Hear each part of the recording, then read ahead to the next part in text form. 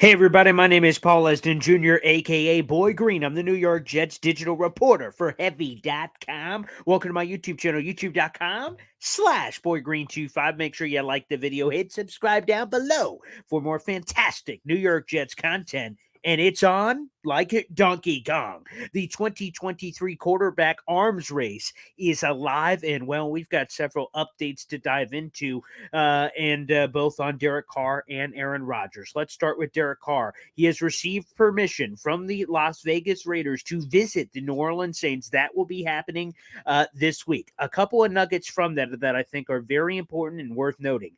That means the New Orleans Saints and the Las Vegas Raiders have agreed on trade compensation.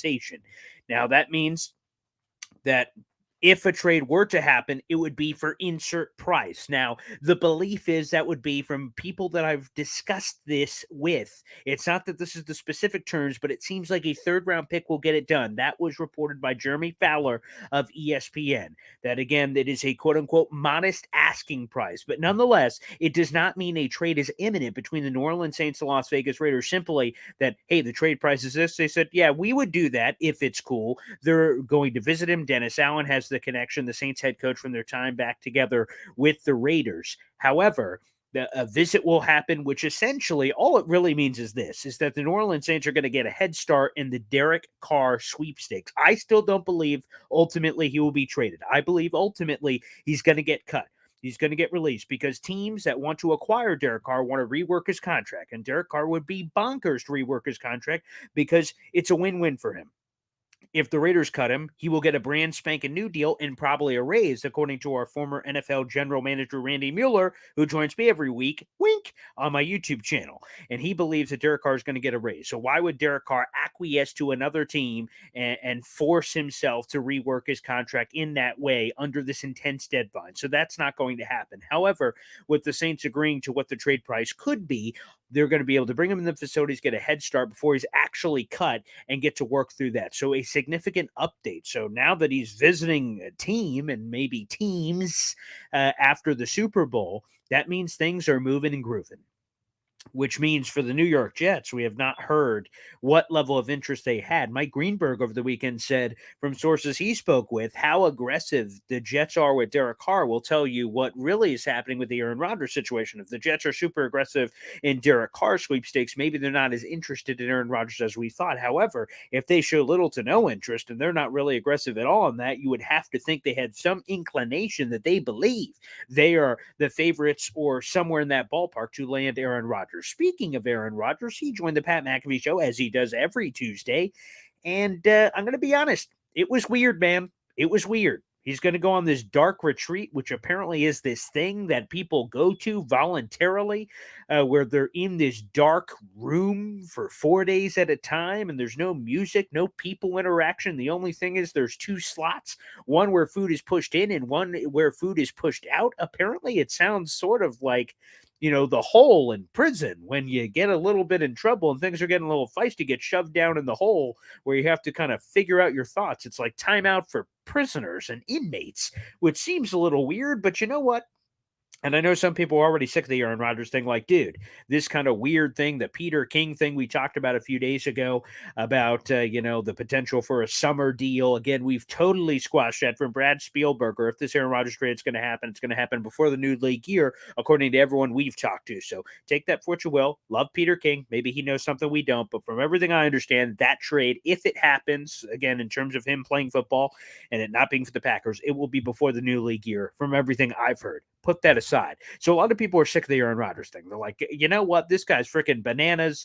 We want no part of that. I will tell you this. You can be as weird as you want to be. You win games. I don't give a flying hoot. Okay.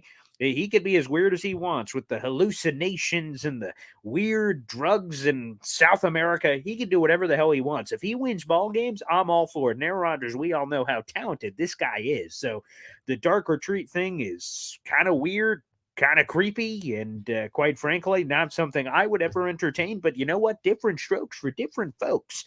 Aaron Rodgers, after this weird 4-day retreat that's supposed to be happening somewhere in the near future after the Super Bowl, He believes at that point he will have the clarity to make a decision on whether or not he's going to retire. Again, I would be flabbergasted if he retired from the pure money of it, but Aaron Rodgers is Aaron Rodgers, so maybe anything can happen. But I doubt that he retires.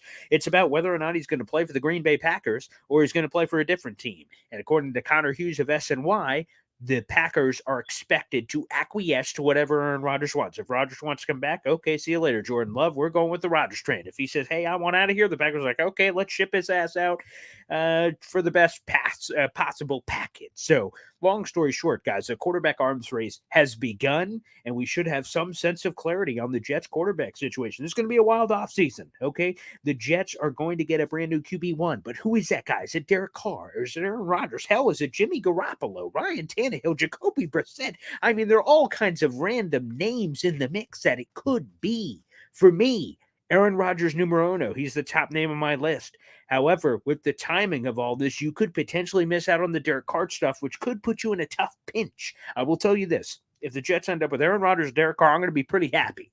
Again, Aaron Rodgers is better than Derek Carr. Going out on a limb there.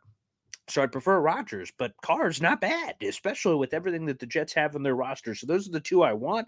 Jimmy Garoppolo is probably a very, very distant third where I'm like, well, it's an upgrade over what we have, but can he still stay healthy? Probably not. So, he's a little bit distant there, but nonetheless, things are moving and grooving, baby. Who do you freaking want out there? Some of you are Aaron Rodgers fans, some are Derek Carr fans, some are Lamar Jackson guys, whoever you are.